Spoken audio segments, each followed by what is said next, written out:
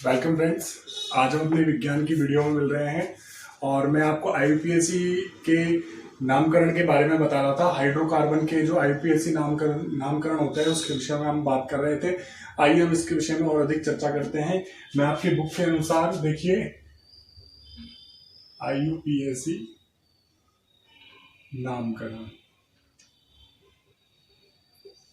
कुछ अन्य सूत्रों की बात करते हैं और हम कार्बनिक यौगिकों के नामकरण के बारे में और अधिक चर्चा करते हैं। ठीक है, देखिए फ्रेंड्स, मैं लिख रहा हूं यहाँ पर CH3 CH2 CH2 और लास्ट में है CH2 और एक बार और CH3। देखिए ये अपने पास एक फॉर्मूला आ गया है, बाई चांस से पेपर में आ गया और अपन इसको किस प्रकार से सॉल्व करेंगे।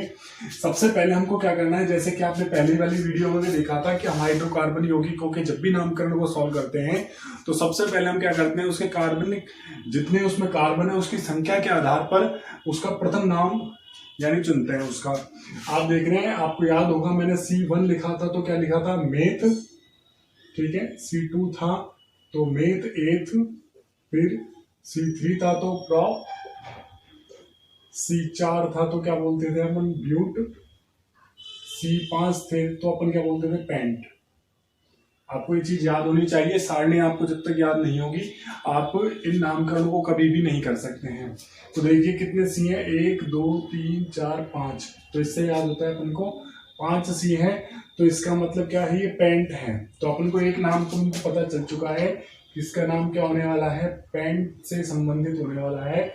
आप ये देखिए इनके सिंगल बॉन्ड लगा हुआ है या डबल बॉन्ड लगा हुआ है। आप देखो सबके बीच में सिंगल बॉन्ड लगा हुआ है और आपको पता होना चाहिए कार्बन कार्बन के बीच में जो सिंगल बॉन्ड लगा होता है तो क्या लगता है, एन प्रत्यय लगता है। क्या लगता है, एन प्रत्यय लगता है। प्रत्यय कहाँ जुड़ते हैं, पीछे की ओर जुड़ते हैं। तो एन ये जोड़ दिया है अपन ने, तो इसका नाम क्या बन गया है, पेंटेन। क्या नाम बन गया इसका, पेंटेन।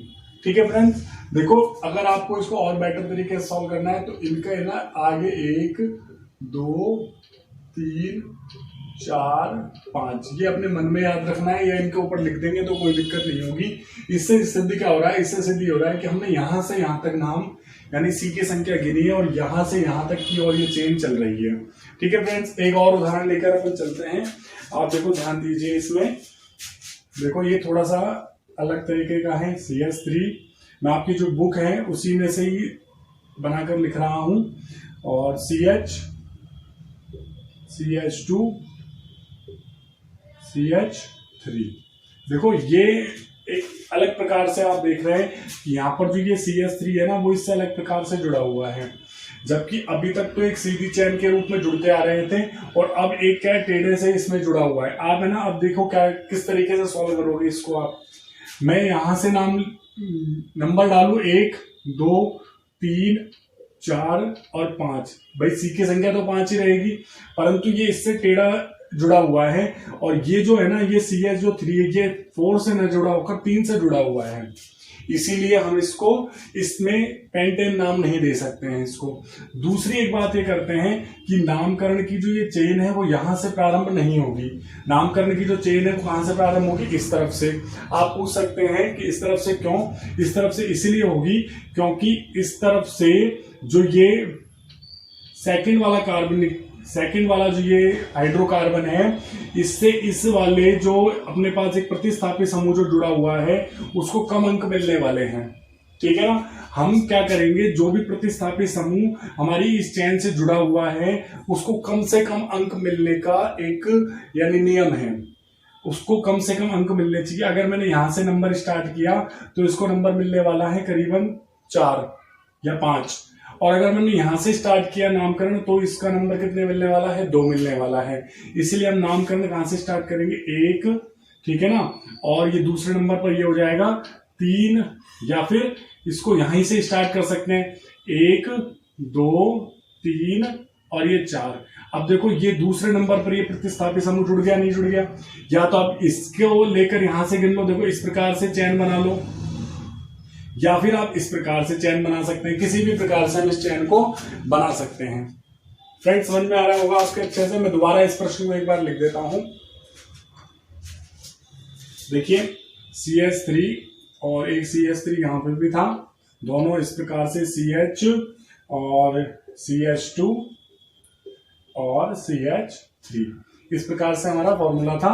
और देखो चाहे आप इस प्रकार से ऐसे चेन बना सकते हैं और ये जो समूह है ये इससे जुड़ जाएगा, या फिर आप ऊपर वाले को लेकर चैन बना सकते हैं। चैन इधर से ही बनेगी, प्रारंभ इसी से होगा, क्योंकि यहां से अगर अपन करते हैं तो प्रतिस्थापित समूह को ज्यादा नंबर मिलता है, इसीलिए हम क्या करेंगे, इधर से करेंगे। तो मैं नंबर लिख रहा हूं 1 2 3 4। अच्छा 4 है तो 4 का मतलब क्या होगा, ब्यूट। 4 का मतलब क्या होने वाला है, ब्यूट होने वाला है। अब मुझे एक बात बताइए, इन सब के बीच में सिंगल बॉन्ड है कि डबल बॉन्ड है? आप देखें सभी सी के बीच में सिंगल बॉन्ड बना हुआ है, तो प्रत्यय क्या बन जाएगा, ब्यूटेन। ठीक है, क्या अभी नामकरण पूरा हो चुका है? नहीं, अभी नामकरण पूरा नहीं हुआ है, क्योंकि अभी ये भी हमारे पास है, ये भी हमारे पास जुड़ा हुआ है। तो आप देखेंगे इसमें क्या बनेगा, देखो दूसरे नंबर पर कौन जुड़ा हुआ है, ये मैथिल है, 2 मैथिल और ब्यूटेन। क्या नाम बन गया इसका, 2 मैथिल ब्यूटेन। 2 मैथिल का मतलब कैसे, भाई ये मैथिल ही तो है, जब C एक होता है तो मैथ ही तो होता है। देखो ये रहा C एक है तो मैथ है, तो इसको मैंने क्या बोला है, मैथिल या मैथेन, 2 मैथिल ब्यूटेन बोल सकते हैं अपन इसको। फ्रेंड्स आपको समझ में आ रहा है अच्छे से? और अगर आपको अच्छे से समझ में आ रहा है तो अपनी बुक में जितने भी उदाहरण दे रखे हैं उनको आप इसको करने का प्रयास करेंगे, और एक दो उदाहरण और लेते हैं, फिर आपको मैं और अच्छा समझाऊंगा।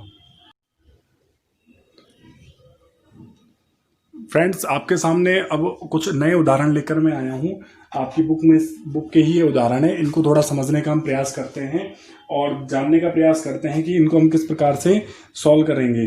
ठीक है फ्रेंड, देखो आप यहाँ पर देखिए, हम सबसे पहले क्या करते हैं, सी की संख्या को गिनते हैं। देखो 1 2 3 4 5 6, अगर हम यहाँ से इस चेन को बनाते हैं तो हमारे पास 6 एक लंबी चेन बनती है। हमको लंबी चेन को चयन करना है, और जहां से ज्यादा प्रतिस्थापी समूह जुड़े होते हैं वहां से इसको चयन करना है। अल्फाबेट के हिसाब से जो क्रम पहले आता है उसके हिसाब से हमको चयन का जो चयन है उसको चयन करना है, ठीक है ना।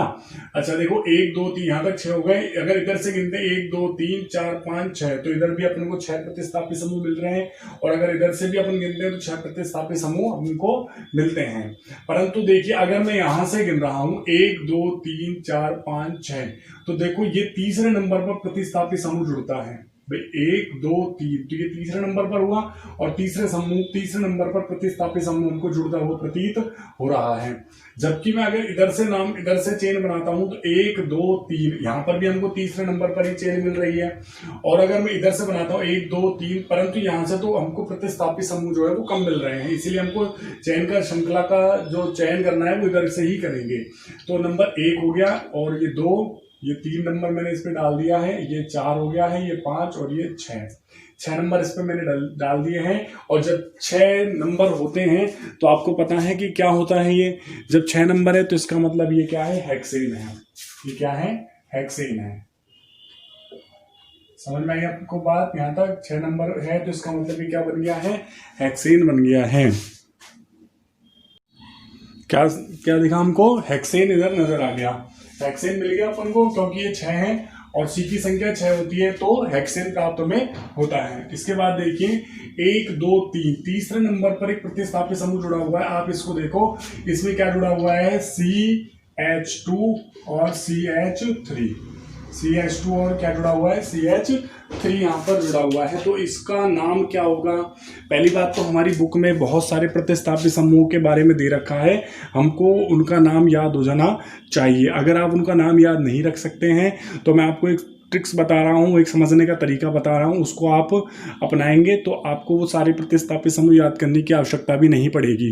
देखिए समझते हैं, देखो ये क्या है, CH2 CH3, तो इसको अपन इस प्रकार से लिख सकते हैं, CH2 और CH3।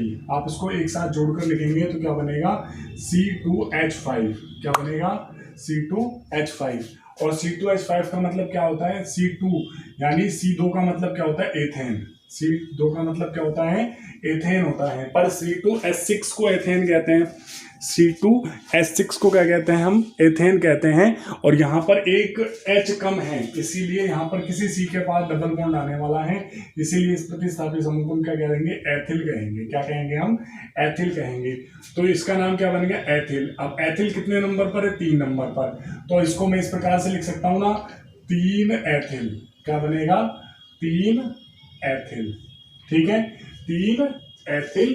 और देखो 4 नंबर पर क्या है, मैथिल है। 3 एथिल और 4 मैथिल। समझ में आई बात अपने, 3 एथिल 4 मैथिल हेक्सेन। बोलो नाम समझ में आए नहीं आए? तो अपने नाम अच्छी तरह से समझ में आ सकता है। और अगर आपको फिर भी समझ में नहीं आता है तो आप कमेंट्स करके मुझे ज़रूर बताएंगे, मैं आपको कुछ नए तरीके से समझाने का प्रयास करूँगा। और 1-2 उदाहरण अपन और देख कर चलते हैं। अपनी बुक में बहुत सारे उदाहरण दे रखे हैं, किसी भी पासबुक में से आप बहुत सारे उदाहरणों को देखकर सॉल्व करने का प्रयास करेंगे। ठीक है, इस वाले को देखते हैं। 1 2 3 4, 4 का मतलब क्या हो गया, ब्यूटेन। सिंगल बॉन्ड लगा हुआ है, सबके बीच में सिंगल बॉन्ड लग रहा है तो ब्यूटेन। आप देखो नामकरण यहाँ से स्टार्ट करें कि यहाँ से स्टार्ट करें, हम नामकरण यहाँ से स्टार्ट करेंगे। 1 2 3 और ये 4। क्यों, क्योंकि बी पहले आता है कि सी पहले आता है, बी पहले आता है। बी पहले आएगा तो नामकरण इधर से स्टार्ट होगा। ठीक है ना, तो क्या नाम होगा, ब्यूटेन तो नाम हो गया, सी 4 है ना, इसलिए ब्यूटेन। तो क्या लिखेंगे, 2 पे क्या है, ब्रोमो है। 2 पे क्या है, ब्रोमो है। और 3 पे क्या है, क्लोरो है। ठीक है, समझ में आ गई होगी अब तो आपके बाद अच्छे से। 2 ब्रोमो 3 क्लोरो ब्यूटेन इसका नाम हो जाएगा। ठीक है फ्रेंड्स, देखो अपनी बुक में बहुत सारे उदाहरण इसके बारे में दे रखे हैं। मैंने आपको कुछ उदाहरणों को समझाने का प्रयास किया है। आप इन उदाहरणों को ढंग से पढ़ेंगे, वीडियो को बार बार देखेंगे तो आपको और अच्छा समझ में आने वाला है। ठीक है, मेरी तरफ से मैं ये मानता हूँ कि ये पूरी तरह से सॉल्व हो चुका है। फिर भी एक उदाहरण लेकर हम और प्रयास करते हैं ताकि आपको और अच्छा मैं समझा पाऊँ। देखो एक अंतिम उदाहरण मैं ले रहा हूँ, उसके बाद आप मुझे कमेंट्स करके बताएंगे। अगर आपको फिर भी समझ में नहीं आता है तो आप मुझे कमेंट्स करके ज़रूर बताएं। ठीक है, देखते हैं। CH2 सिंगल बॉन्ड CH2, इसके बाद C जोड़ेंगे हम, C और CH। ट्रिपल बॉन्ड्स के साथ यहाँ पर मैंने CH जोड़ रखा है और इधर वाला जो समूह है इसमें मैंने क्लोरो जोड़ रखा है। अब इस वाले प्रतिस्थापी समूह को देखिए, यहाँ पर Cl जुड़ा हुआ है, पर देखो जहां पर भी डबल बॉन्ड या ट्रिपल बॉन्ड आ जाते हैं, जहां पर भी डबल बॉन्ड या ट्रिपल बॉन्ड आ जाते हैं तो श्रृंखला का चयन उधर से ही करते हैं। डबल बॉन्ड या ट्रिपल बॉन्ड जहां से आ जाते हैं, श्रृंखला का चयन कहां से करते हैं, उसी स्थान से हम करते हैं। तो देखो यहाँ पर ट्रिपल बॉन्ड आ रहा है तो नंबरिंग कहां से करेंगे, यहीं से करेंगे। 1 2 3 और ये हो गया है 4। तो चौथे नंबर पर क्लोरो हो गया है, फर्स्ट नंबर पर क्या हो गया है, हमारे पास ट्रिपल बॉन्ड हो चुका है। तो समझे अपन आगे। देखो क्या नाम बना इसका, 1 2 3 4 नंबर पर है तो इसका नाम क्या बना, ब्यूटाइन। आइन लग गया है, क्यों लगा है ब्यूटाइन, समझ में आ रहा होगा, क्योंकि इधर ट्रिपल बॉन्ड है इसीलिए हमने क्या लगाया है इसमें, ब्यूटाइन। आइन प्रत्यय इसमें लगेगा। जब एक सी के बीच में जब सिंगल बॉन्ड होता है तो एन लगता है, सी के बीच में जब डबल बॉन्ड होते हैं तो इन लगते हैं, और सी के बीच में जब ट्रिपल बॉन्ड होता है तो आइन प्रत्यय हमें लगाना पड़ता है। ठीक है, तो आइन प्रत्यय हमने यहाँ पर लगा दिया है। फर्स्ट ब्यूटाइन आ गया इधर।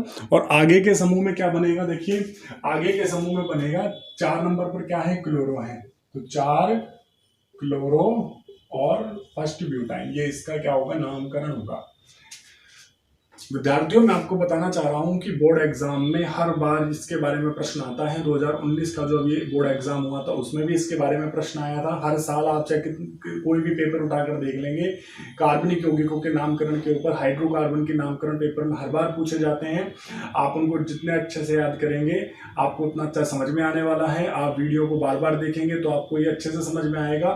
फिर भी अगर आपको समझ में नहीं आता है तो आप मुझे कमेंट्स करके जरूर बताएंगे ताकि मैं इस वीडियो को और अच्छा बेहतर बना सकूं और नए उदाहरणों पे आपसे बात कर सकूं। ठीक है फ्रेंड्स, आप इसी प्रकार से वीडियो को देखते रहें और पूरी वीडियो देखें और खाली समय का लाभ उठाएं।